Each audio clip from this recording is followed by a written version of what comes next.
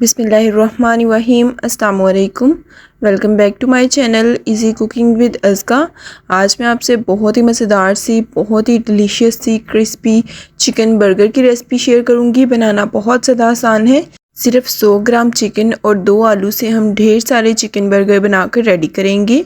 Video को पूरा and तक देखें। अगर वीडियो पसंद आए तो वीडियो को लाइक करें, चैनल को सब्सक्राइब करें और शेयर करना मत भूलें।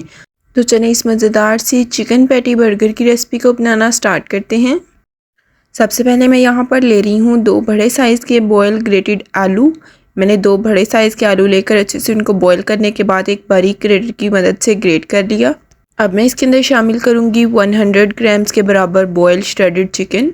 मैंने 100 ग्राम्स के बराबर चिकन लेकर उसको अच्छे से बॉयल करने के बाद श्रेड कर दिया। अब इसके अंदर शामिल कर देंगे।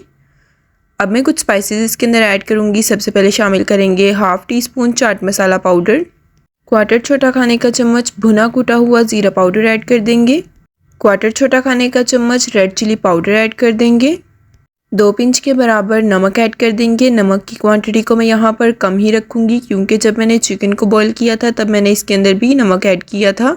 आधा छोटा खाने का चम्मच सूखा धनिया पाउडर यानी कि ड्राई कोरिएंडर पाउडर ऐड कर देंगे। तमाम मसाले डालने के बाद अब हाथों की मदद से तमाम चीज़ों को अच्छे से मिक्स कर लेंगे। मैं यहाँ पर हरा धनिया डालना भूल गई तो आपने थोड़ा सा फाइन चॉप किया हुआ हरा धनिया इसके अंदर ऐड कर देना है। अब अच्छी तरह से हरे धनिए को भी तमाम स्टफिंग के साथ अच्छे से मिक्स कर लेंगे।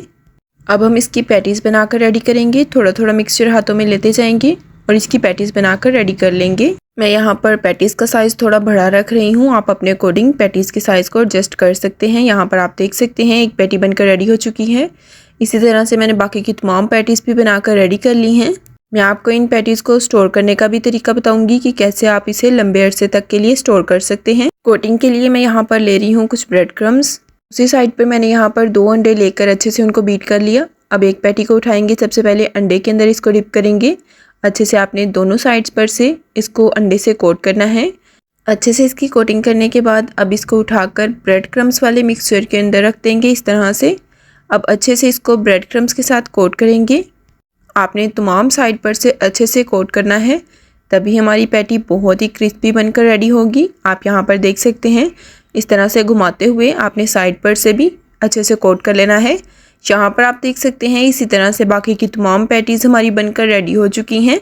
आप यहाँ पर इनको फ्रीज़र के अंदर स्टोर भी कर सकते हैं। आप किसी जिप लॉक बैग के अंदर इसको डालकर स्टोर कर दें, ये ख़राब नहीं होंगी। आप इसको तकरीबन 1 माह तक के लिए स्टोर कर सकते हैं। ऑयल को मैंने पहले से गर्म होने के लिए रख दिया था। ऑयल अच्छे से गर्म हो चुका है। एक एक कर इसके अंदर पैटीज़ को ऐड करते जाएंगे और इन्हें खूबसूरत सा गोल्डन ब्राउन कलर आने तक फ्राई करेंगे।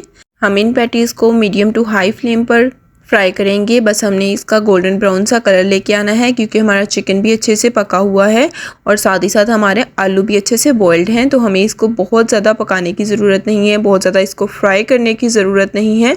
बस हल्का सा हम इनको फ्राई करेंगे जब तक इनका खूबसूरत सा गोल्डन ब्राउन कलर आ जाए। थोड़ी देर बाद तमाम पैटीज़ की साइड को टर्न करेंगे। इस तरह से आपने तमाम पैटीज़ की साइड्स को टर्न कर देना है।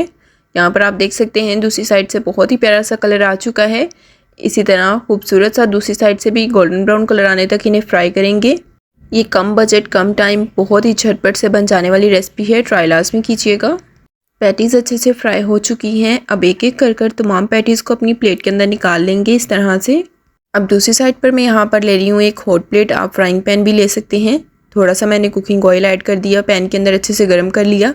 अब तमाम बर्गर बंस को एक एक कर अपनी पैन के अंदर रखते जाएंगे और अच्छे से थोड़ा सा सेक लेंगे। दोनों साइड्स पर से आपने हल्का सा गोल्डन ब्राउन कलर आने तक इन्हें सेकना है। थोड़ी देर में इनकी साइड्स को टर्न करेंगे। आप यहाँ पर देख सकते हैं ब्रेड्स बहुत ही अच्छे से सेक चुकी हैं। अब इसी तरह से दूसरी साइड से भी हल्का सा खूबसूरत सा गोल्डन ब्राउन कलर आने तक का इंतज़ार करेंगे। तमाम बंस को सेकने के बाद अपनी प्लेट के अंदर निकाल लेंगे। 2 बर्गर बंस को अपनी प्लेट के अंदर मैंने रख दिया है। अब सबसे पहले इसके ऊपर ऐड करेंगे मायोनीज़। आप यहाँ पर लेटस भी सबसे पहले रख सकते हैं यानी कि सलाद पत्ता या बंद गोभी।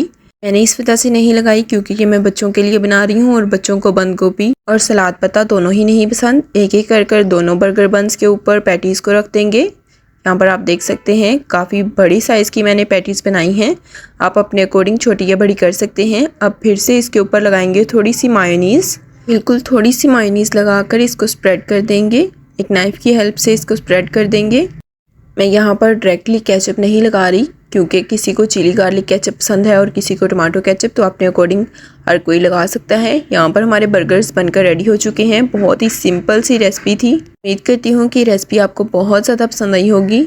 بجٹ فرینڈلی، کم ٹائم میں بن جانے والی ریسپی تھی۔ امید کرتی ہوں کہ آپ کو ہماری آج کی یہ مزیدار سی برگرز کی ریسپی بہت زیادہ پسند آئی ہوگی۔ اگر پسند آئے تو ویڈیو کو لائک کر دیں، چینل کو سبسکرائب کر دیں، سبسکرائب کے ساتھ کا بیل آئیکن دبانا مت بھولیں، اس سے آپ کو ہماری لیٹسٹ نئی آنے والی ویڈیوز کا نوٹیفیکیشن سب سے پہلے مل جائے گا۔ اپنے فرینڈز، اپنی فیملی کے ساتھ اس مزیدار سی ریسپی کو لازماً شیئر کریں۔ اسی کے ساتھ دیں اجازت، اپنا بہت زیادہ خیال رکھیں، دعاؤں میں یاد رکھیں۔ اللہ حافظ۔